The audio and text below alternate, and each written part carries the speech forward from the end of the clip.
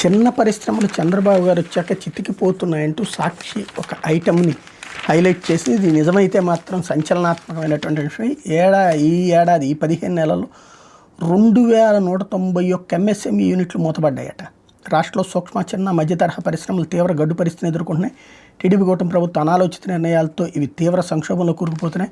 ఫలితంగా గతంలో ఎన్నడూ లేని విధంగా యూనిట్లు ఇప్పుడు తెగ మూతపడుతున్నాయి. ఈ విషయాన్ని కేంద్ర ఎంఎస్ఎంఈ మంత్రిత్వ శాఖ సాక్షాత్తు పార్లమెంట్లో ఇటీవల వెల్లడించింది.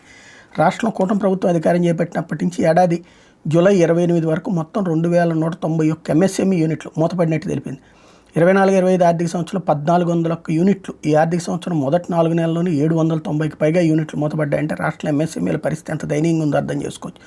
ఎంఎస్ఎంఈలు ఇలా మూతపడుతుండటంతో సుమారుగా 30,000 మంది ఉపాధి కోల్పోయినట్టు అంచనా అన్నటువంటిది. కరెంటు బిల్లుల ఇంపాక్టు, ప్రోత్సాహకాలు లేకపోవడమే ఈ పరిస్థితికి కారణం అన్నటువంటి వార్తని హైలైట్ చేసింది.